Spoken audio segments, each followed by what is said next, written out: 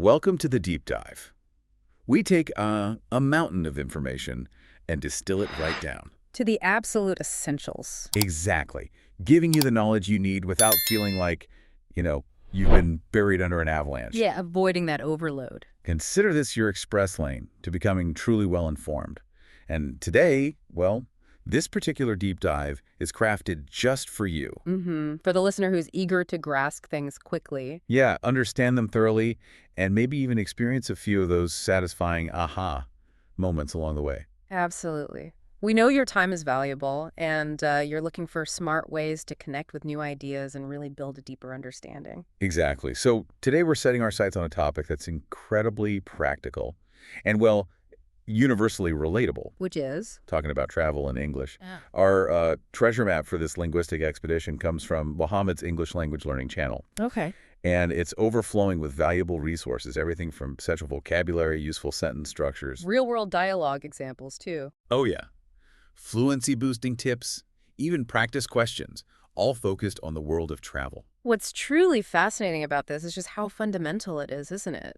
The ability to discuss travel. It really is. Whether you're a seasoned globetrotter, passport full of stamps, or someone who just dreams of far-off lands from home. Right? Being able to talk about travel, it just opens doors, connection, understanding. Our mission today is, well, straightforward but powerful. We want to equip you with the practical English vocabulary and phrases you need. So you can confidently discuss your own travel experiences. Exactly. Past adventures, future plans, and we also want to explore why this seemingly simple skill is actually so valuable, what it unlocks. Okay, let's unpack this then. Why dedicate a whole deep dive just to talking about travel in English? Good question. Well, if we connect this to the bigger picture, travel is just this incredibly common thread, It weaves through human interaction. As the source material highlights, it pops up constantly. Casual chats with friends. Scrolling through social media feeds. All those vacation photos. Right, and even in more formal situations like language exams, IELTS, for example. Ah, good point. It's a truly ubiquitous topic, isn't it? You just can't avoid it. It is. And it's not just about, rattling off a list of places you've been. No, there's more to it. The source wisely points out that talking about travel is a fantastic opportunity to hone your storytelling skills. Yeah, and to naturally use different verb tenses, past, present, future, in a meaningful context. And to really connect with others on an emotional level. After all, like we said, almost everyone has either a travel story they love to share. Or a dream destination they're longing to visit. Exactly. That's such a crucial point. Whether it's some epic journey across continents or just, a short hop to a neighboring city for a weekend. Right, a little getaway. The core concept of travel is something almost everyone can relate to. This shared human experience makes it an incredibly powerful tool for building rapport. Okay, all right, let's dive into the essential building blocks then, the vocabulary. Our source emphasizes some key terms. It does. It provides a really solid foundation. What are some of the must-know words? Okay, so we start with trip, which, as you know, can be a short or long journey. Right. And travel itself, the more general term, the act of going from one place to another. Got it. Then we have holiday. That's the UK one. Yeah, common in the UK. And its US counterpart, vacation, both meaning time off for leisure, relaxation. Okay. And then destination. That's the specific place you're heading to. Precisely. And if you're getting there by air, it's a flight. Can't forget your luggage, your Bay bags, your suitcases, yeah, all your belongings for the journey. And where you'll be staying, your accommodation. Right. Could be anything, a hotel, a hostel, maybe an Airbnb, lots of options. And for international travel, you'll definitely need your passport. Almost certainly. And depending on where you're from and where you're going, maybe a visa too. Those crucial travel documents. Exactly. Essential for entry. And before you even go, you might have an itinerary. Your plan, your schedule for the trip. And once you arrive, you'll likely do some sightseeing. Visiting the popular spots, the attractions. Yeah. And while you're sightseeing, you'll meet other tourists. Visitors like you. And locals, the people who actually live there. Okay. Yeah. What about different styles, like backpacking? Ah, yes, backpacking. That's more budget travel, usually with just essentials in a backpack. More adventurous, perhaps. And finally, something many people experience. Yeah. Culture shock. Yes, culture shock. That feeling of surprise or disorientation when you're in a completely new culture. Very different from your own. Right. that makes sense. The source gives a fantastic little example that kind of weaves these together. Oh, yeah. Let's hear it. I went backpacking around Southeast Asia for a month.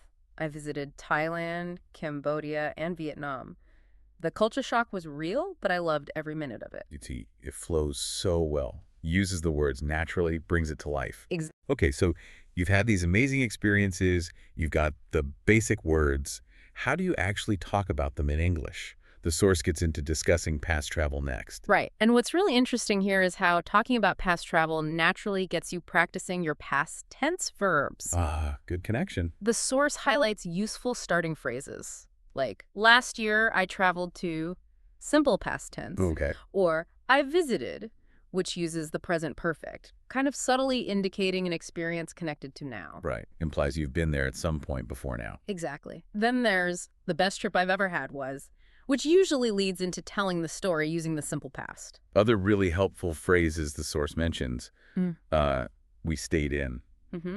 Or we explored the city by bus, by foot. And I had never seen anything like it before. Yeah. That uses the past perfect, right? To set up context. Yes, exactly. Adds a bit of depth. Establishes a reference point before that past event happened. The example they give makes it really practical. It does. Last summer, I went to Turkey with my family. We stayed in a hotel near the beach and took a hot air balloon ride in Cappadocia. I'll never forget it. It was magical. Simple, clear, engaging.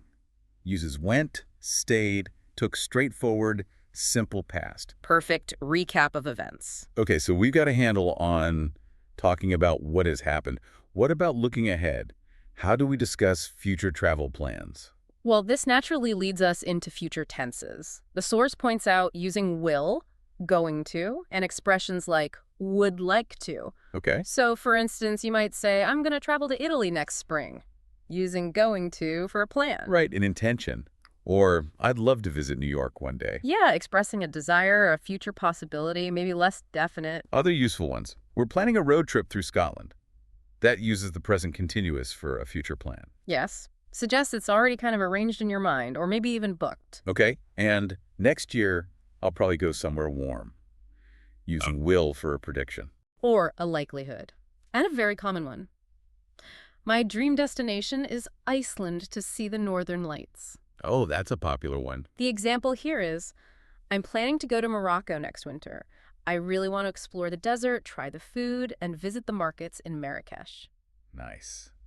Combines the planning to go, with the desire, want to. Paints a good picture. Exactly. Shows what you're looking forward to.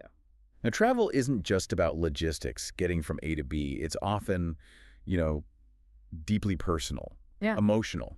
Absolutely. How can we express those feelings about travel in English? The source really highlights that strong emotional connection people have, and it gives some excellent phrases for articulating these feelings. Like what? Like, I love the feeling of discovering a new place, really captures that excitement, right? Yeah, that sense of wonder, or travel helps me relax and feel alive. Highlighting the rejuvenating part. Yeah. Getting away from the routine. Other great options. It's a great way to learn about other cultures and meet new people. Broadening horizons, making connections, so important. And I enjoy trying traditional food from every country I visit. Oh, I know that's a big one for many people. Oh, definitely. Food is a huge part of travel. And travel can also push you, help you grow. As in, travel challenges me and helps me grow. Exactly. The example given really sums up this deeper connection. Every time I travel, I feel more connected to the world. It's like opening a new chapter of a book every time you land somewhere new. Wow, that's a really evocative way to put it. I like that. It is, isn't it? And, there's so many different ways to travel. The source touches on different styles, too. It does. It introduces vocabulary for these different approaches. So if you're into physical activity, the outdoors. You might talk about adventure travel, hiking, camping. Yeah, exploring nature actively. Yeah. On the other end, maybe luxury travel. Right. Nice hotels, spas, fine dining. And then for those fascinated by history, art, local traditions, there's cultural travel. Museums, temples, historical sites, getting immersed. And then, more practical perhaps, work travel. Business trips, often short, focused. And sometimes the best trip is close to home. Staycations. Just relaxing and enjoying your own local area. Saves money too. Definitely. The example given is, I'm not really into adventure travel, but I love cultural experiences. When I visited India, I went to temples, watched local performances, and took a cooking class. Clear preference, concrete examples. Mhm. Makes sense. Illustrates it perfectly. Of course, as anyone who's traveled knows, things don't always go smoothly. Huh. Tell me about it. Sometimes things go wrong. How does the source help us talk about those less than perfect moments? It's refreshingly realistic about this. It acknowledges that travel isn't always perfect and gives some very useful phrases for when things, go sideways. So you might find yourself saying, my flight was delayed, canceled. Sadly, pretty common. Or the dreaded, I lost my luggage at the airport, nightmare scenario. It is. Other common mishaps include, we got lost in the city, but it was actually fun. Finding the silver lining. Or it rained the whole time, so we stayed indoors. Weather problems. Happens all the time. And there was a language barrier, but we used Google Translate. A common challenge and a modern solution right there. The example here is quite relatable, actually. Which one? When I traveled to France, I forgot my passport at the hotel. I was so stressed, but luckily the staff helped me get it back in time. Oh, wow. Yeah, a mini disaster with a happy ending. Uses simple past to tell the story. Stress, then relief. Okay.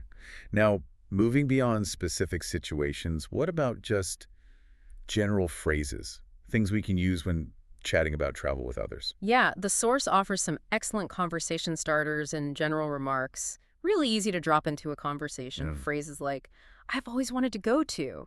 That's great for sharing ambitions, sparking more talk. Or, I'm saving up to travel to. Shows a goal, maybe explains why you're being careful with money. Right.